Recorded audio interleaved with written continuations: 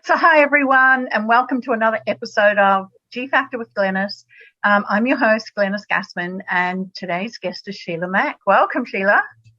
All right. Thank you for having me on the show. You're welcome. And look, Sheila is a reboot specialist for over 25 years and she has been the leader at helping people to break through, guiding her client family through solid lifestyle consulting and accountability programs. And she's the author of a best-selling book, Bootstraps and Bra Straps, which is a fantastic name, as well as the host of NBC's Sheila Mack Show on KCAA radio and on-demand TV. And she's currently releasing a new guidebook and some other gifts that we're going to talk about later in the show today.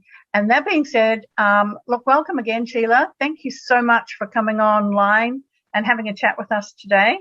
You're coming in from where? Beverly Hills, California, USA.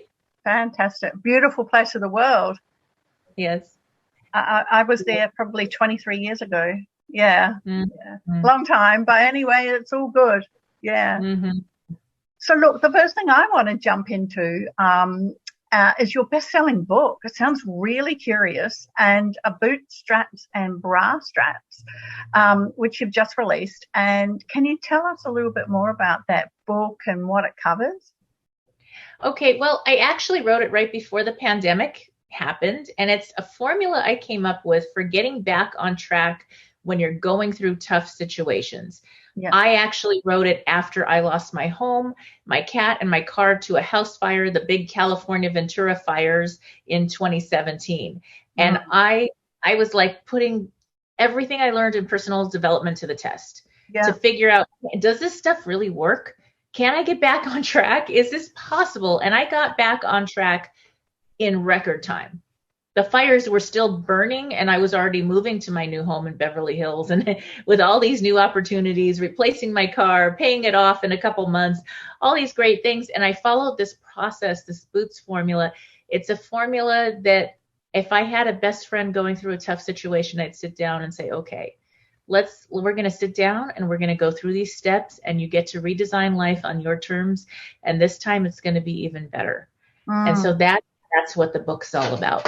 Yeah, that sounds awesome. And, my question was, I wanted to know a little bit more about your story, is what your inspiration was for writing it, right? So obviously fires, in 2017, and that must have been a horrific time for you, losing a pet and your house. And what did you say, your car as well, was it? My car as well. Oh, yes. I was demoted very quickly, and I've always had nice cars and a nice home. And next thing you know, you have to wait for insurance and all these things to come in, and you're extended and everything's gone.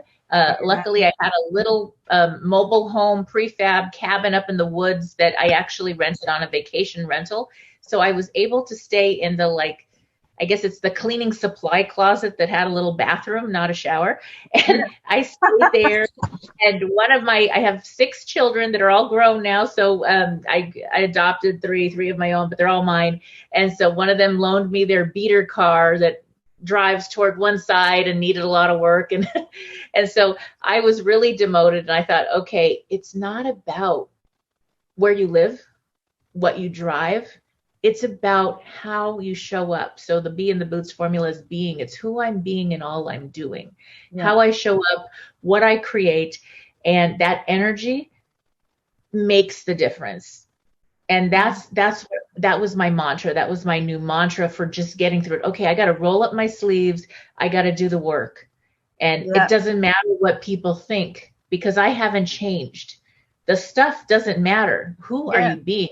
That's what matters. Exactly. So I hear you. And, that must have been a really tough time. And, because it's like probably 2 or 3 stressful incidents in a person's life, where you only go through one thing, but you're going through a whole lot of things, right? And, to actually, change your way of being when all of this is going on, all right, it really does take a strength of something to actually be able to do that. So you having a formula for that sounds wonderful. And you do that with your clients as well now, like you're taking people. Yeah.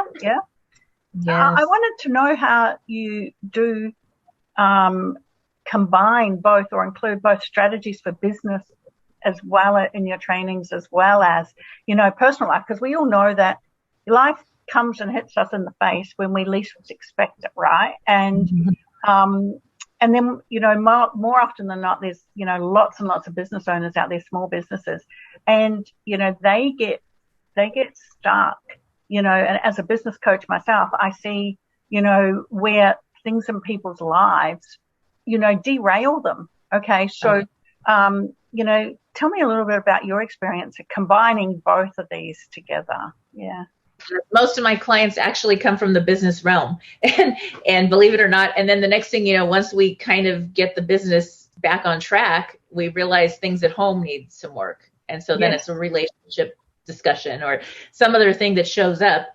And I did run many businesses and still do today. I started my first gift store, 5,000 square feet, which is really big, at 23 years old, and I ended up renting that $1 a square foot back then. That was 5,000 a month, which is a lot of money. And I ended up saying, I want to buy the other building. So I bought and paid off 4 other buildings, ran this huge, I had a couple hundred employees. We did very well. We also gave back to the community and helped at-risk youth. And so I have a lot of experience in business and running teams, working with people. I even ran some political campaigns, and when I was so young, I was good with people. Yes. They said, "What's your party?" I said, "Free Spirit." I didn't even know the name of the party. I just knew I could work with the people, and they paid me. And so that was fine. And so that's something that business is something I spent a lot of time on. And when I first started out, I would spend 17-hour days working on my business because I had to pay that rent, and I had to figure out and make every single mistake possible to make in business. I got to make and learn the hard way. And so, and sometimes I'd pay the employees, and then I wouldn't pay myself very well, because I had to do that. Yeah. And I felt really responsible as this young adult, very young girl, still, that I had to provide for people twice my age that provided for their families. So they were part of my family in a way, and I really wanted to make sure that their needs were met.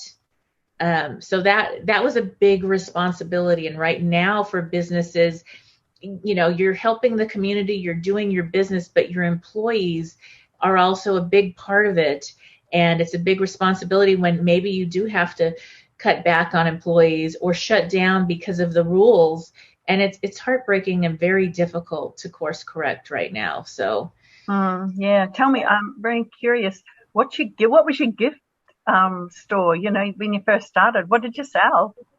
oh my gosh. Well, one of the lines that was very popular was Crabtree and Evelyn fragrances from London. Yeah. And that was one of my most popular lines of like, it sold every day, all the time. And then I had furniture. I had sections. So I had little vignettes. So I had purses, and I had like stuff for ladies, makeup, fragrances. And then I had a section that was kids' educational games. And my first store was in Montrose, California. It was a community with mostly grandmas, that demographic. And so they had all these kids, they would buy the toys, and I had young children. So my kids would help me pick out the toys, and after school or on the weekend, they would play the games in the store. And the grandparents were like, oh my gosh, they're learning math. They're learning how to spell. I want my grandkids, and they'd buy all these toys. So that was a big one. And we had candles and fragrances. I worked with sourcing for the entertainment industry because it was California. And so I had those type of clients that wanted particular art or particular things for a scene or whatever they were doing. And I ended up furnishing all the products for cruise ships, making deals that way, country clubs. And so it was wonderful. I worked with the top designers and had to deal with the furniture and the designers that worked on Rodeo Drive. And then they came and worked with me, and we would stay home with real estate agents. So we had fun. I always had I was young, 23, 25, as the business grew, I would go and find the musicians from the street in Santa Monica that were really good, and they would come and perform for free. Yep. on the weekends. We were next to all the restaurants. Everybody else closes early at 5. I would stay open till 11, and I'd have the music, and I'd give them free tea samples and free cookie samples, and they come in and spend $300. Yep. You know, so it was very entrepreneurial. Fun. I mean, you had your ideal target market sitting there, and then you just appeal to them. It's awesome. Yeah. Yes. Yeah. And that's what business is all about. I had to switch to what the client wanted. I'm 23.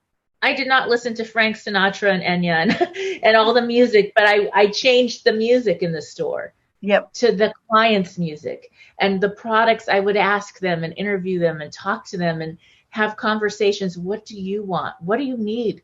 What can I provide? And I would, if it didn't sell, I'd sell it at the swap meet, the street fair, and then I would get in whatever they wanted. Yeah. So it was really their store. Yeah, and business is all about, I loved what you said before. Business is all about relationships. You're starting a business or you're in business, you better learn to communicate, right? Because, and it's not about you, it's about others.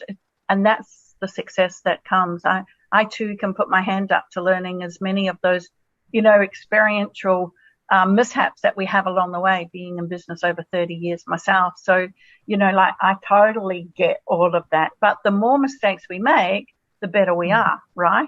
And I think that's really important. So you run, do you find that your client base is coming from business point of view? They're wanting to know, they want to sort of get in and get this moving from a business? Or do you find that, they've got some major challenge in their life, like what you went through, and it's a blockage and they can't get out the way? So where do you start? Both? Or you tend to come from the personal point of view and then you're always attracting the businesses? Or are you from the business point of view and then you deal with the personal? Now with my new book, most of my clients are coming from the personal because they've hit a rock bottom, but many are, it's mostly women. I do have men as well. And they are business leaders. And so they've had a divorce, a loss of a loved one, something happened. COVID, and they lost their business, whatever it was.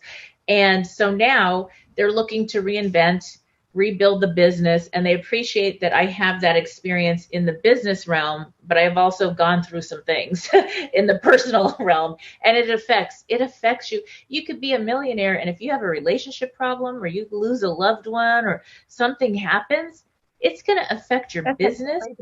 Yeah, it does. It's not like you don't turn off life and go to work. It would be nice, but it doesn't happen. No, we can't decompartmentalize, can we? We just can't do that. It's part of us, and it comes down to who you're being, like you said earlier on. So what practical advice and tips do you give people who might be struggling to manage relationship between work and life? Because I know you'd be a big advocate for work-life balance, I would assume. Yeah. Yes. Okay. Yes. So, what practical advice do you give people on how to manage that? Okay. I think what is really important is being present and making people feel safe, especially during this time. That sounds kind of out there, but when you are present with your client and you're not trying to push a sale on them, you're really listening to them and trying to serve them, that's going to get the sale. But when you go home, you need to be present there too. So you think about, okay, you want a great relationship with a wonderful partner, man, woman, whoever you're with. If you want this wonderful relationship, what is the first thing? If I feel safe with that person, it's great. Yeah. You know what I mean? If I don't, or if I feel like there's something else going on because their mind isn't there, they're not present, I don't feel safe. Yeah. And there goes the relationship. And that's with parenting. That's with a intimate relationship, and it's with your business relationship. That's really important. I totally get that, being present and just being with the people. I was just talking to a coach this morning who I was mentoring, and we were talking about, he was talking about lead generation. I said, there's no point lead generating until you actually can convert pretty high rate. And he goes, well, tell me your tips. And I said, you got to listen. You'll be present and you got to listen. I said, you can have a conversation with people, but you're not actually doing the talking. And I said, and if you're listening, you'll actually hear behind what they're telling you, and you actually hear their pain. And if you have a solution for their pain, great, tell them about it. But if you don't have a solution for it, there's no point, you know. So it's just nice to be a friend and to listen, to have someone to listen to. I find these days, and you might find this as well, you know, that people don't have, like families have, the family unit has got smaller, and it's become wider globally around the world. People are around the world. Look how many people have just been displaced through the pandemic, right? And so people are needing communities more so than ever. And you talked earlier about, you know, the face-to-face thing and, you know, getting out, seeing people smile is so important to be able to start conversations. What are some tips around, you know, just these days now with what's going on in the world, smaller communities, displaced family units, global and digital interaction now with people? What sort of advice do you give people on how to create relationships in all these different ways? Yeah. Yes. Well, you know, I have a show 12 hours a week. So I am talking with people from around the globe every day. And that has been my saving grace through when we had lockdowns and I couldn't be with people in person, but I also connect on the phone, Zoom calls and all that. And there's something beautiful about the wisdom of our elders. And that's whether they ran a big business and you need business advice, have some of them share their wisdom. It doesn't change and it's priceless. And even for your children, I hired people that were like nannies, retired Sunday school teachers to help with my kids. And I offered 2 nannies for my employees that I couldn't pay the commissions the big Nordstroms and big stores could, but they chose flex time and having their children with my nannies. And those ladies gave my children and those children such wisdom.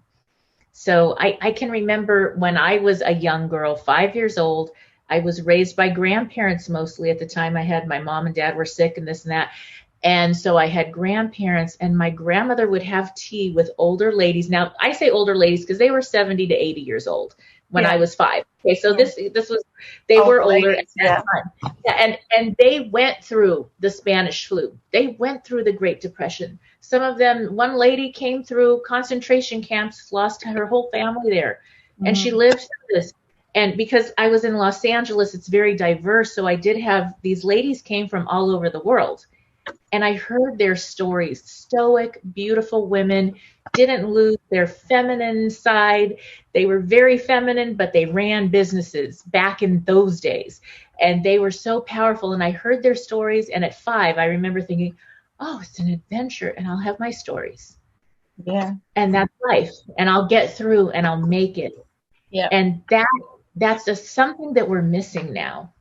Yeah. What a wonderful future like to live into when you were 5, you know, like strong women and stoic women like you just explained, you know. There's not a lot of that around that people actually display. They tend to not talk about that sort of thing unless they're asked, obviously. Yeah. Right. So I suppose from your point of view, you had that to live into. That's why you probably became this entrepreneur at 23, right? I mean, right. And by the sounds of things, what you've done with your nanny and your kids and all of that, I mean, that was entrepreneurial in its thought anyway, I loved what you said about, wisdom and, business wisdom doesn't change, I say that as well, there's business inputs, there's business outputs. It's what we do in the middle that counts, right?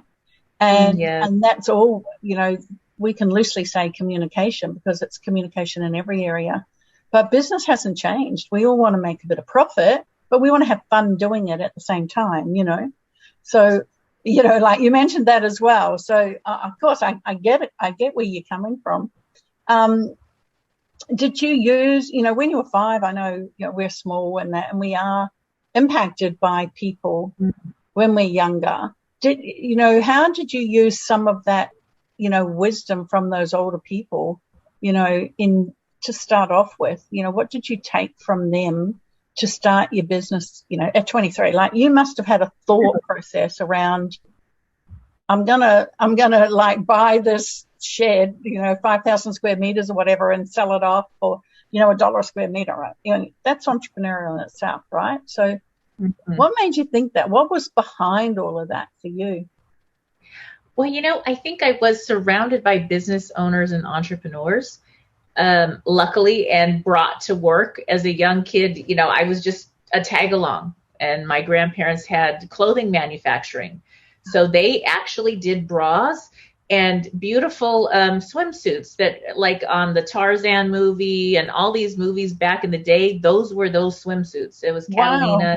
Yeah. So that's what I grew up with, all these people working and talking about business and doing business in front of me. And that's how you learn. You don't learn so much from a book. It takes so much out of it when you can watch somebody else and see how they're doing business. It's just like, that's what you do. It's like, okay, well, if I go to work for someone else, which is fine, and I have worked for other people. I did teaching for quite a few years for my children so they could go free to these beautiful schools. But other than that, I have worked for myself, and you can't make as much money or have the freedom that you have with your own business. Even if you're putting in the long hours, you have the freedom of creativity. Yeah. So, yeah. Yeah, I get it. Financial freedom's great to have and strive for and things like that, but really freedom to, if you want to work today, if you want to put 2 hours in today because you've got a few things you got to do from a personal point of view, you've got all that to do. So you can be creative however you want. I think I can speak for a lot of business owners that they put in more than the 8 hours what you would typically do, if you're working for someone, and you get so much satisfaction out of it as well. Yeah. So yes. With the time we have left, what I want to talk to you about more about what these upcoming things you've got relating to your book, because I know that you've said you've got some new guides coming out and like some courses. Tell us a little bit more about what people are going to get, Yes. And how can they get involved with this? Yeah. Okay, definitely. So my book goes through different chapters of ups and downs you could go through in life, and I have an entire chapter devoted to career. And so with that and the side businesses that people are creating now just to survive, I've created a whole ebook that has lots of ways for you to create your business plan, get started, all the step-by-step things. You don't have to pay a whole bunch of money. It's a free gift ebook thing, but you don't have to pay for all these different programs to learn these simple steps, and then ways to make sure that you're on track with your branding, your business, your marketing, so that you have success and you save money. And then when you do hire anybody going forward to help with certain things, you also are able to screen so that you don't lose a lot of money or get burned with, there's so many promises out there that aren't real right now, that if we don't need that when, people are trying to make ends meet. It's not okay. Yeah. So that's something that I've created, and that will come out. So if you go, the easiest way to get that, and it's kind of fun, is if you go, I just started my new YouTube page. I do have a radio TV show as well, but I'm starting to put everything on the YouTube page. So it's Sheila Mack Show on YouTube. And if you go to Introduction to the Boots Formula, you can watch the whole introduction free to the formula that you can apply to your business, personal life. But then in the comments, if you write a little bit about what you're looking for with business or a reboot that you're working on, you will have the free book sent to you. And you'll also have a chance, if you have a reboot story, to be a guest on the show. So that's what I'm doing. Awesome. Yeah. So we're going to go to the Sheila Mack Show on YouTube, and you'll have an opportunity to watch that introduction where the formula is, the Boots formula, to reboot whatever area of life that they want to. And if they write something in the comments, they're going to now get the free book. Yeah. Yes. Yes. And you get a transformation from that formula. You got to let Sheila know, and she'll have you as a guest on the show. Yeah. Yes. Yes. That sounds really great. That's awesome. Yes. Yes, thank you. And of course, they can go to SheilaMack.com for more. There's more resources, free resources and options there as well. Yeah. But that's a fun way to get started. Yeah, great. Because there are a lot of side hustles coming up, isn't there? You know, lots and lots of people. Innovation, creativity, they've had time at home, they've had time to think. They start to think, oh, you know, like, I can do this now, I could do that. And there's plenty of other people out there who are wanting to get an insight into what you can do as well. I know there's a lot of new innovation coming out from 2021 onwards, right? So look, last and final question I want to ask you, Sheila, is that the G factor is a set of unique skills, expertise, and disciplines that give you the edge in business. Edge in business and edge to be successful, right? So when you look back at where you've come from and what you've done and where you are today, you know, what's the one skill or discipline that you believe to be the most important to your success? And, you know, like, what was your G factor? That would be resourcefulness. Resourcefulness, no matter what. Yes, being resourceful when everybody says there's no way it can't be done. It's like, watch me. And that's always been it, just being resourceful and having fun with it. Yeah. Resourcefulness. It's being able to jump over, jump under, down the side, and wherever. Yeah. It's going beyond. Yeah. And that means sometimes maybe not following the rules exactly as they are. And you know, when you think about any progress on the planet, it's people kind of changing those rules anyway. So yeah, so that's good. But we don't, not changing the rules or whatever so that you get into trouble. But it's just, you don't have to. Sometimes 2 and 2 equal 5. Exactly. Yeah, that's great. Have fun with it. Yeah, I definitely think having fun. Well, look, Sheila, I really appreciate you being on and sharing with us your story and, you know, your G factor and sharing all the things you've done in your life. It's pretty amazing. I'm really excited to go and have a look at, you know, bootstraps and bra straps and jump on your YouTube channel and obviously your show as well. So, look, just so that everybody knows, like, you have the Sheila Mack Show. Jump on YouTube, but you also, that Sheila Mack Show is on NBC and KCAA Radio that people can tune into and hear more about all the things that you're doing out there in the wonderful world of business and personal life as well. So the best way for people to reach out to you is via your website, is it, or via YouTube? Yeah, I would go to the website and that will directly tell you how to get to the YouTube to comment if you'd like to do that as well. And that's Sheila, SHEILA, Mac, MAC.com. Fantastic. Awesome. Well, thanks again, Sheila. Thank you for sharing your wisdom and resourcefulness as being your top key success factor. Have a great rest of the day. I look forward to seeing all the progress. Thank you. Thank you so much.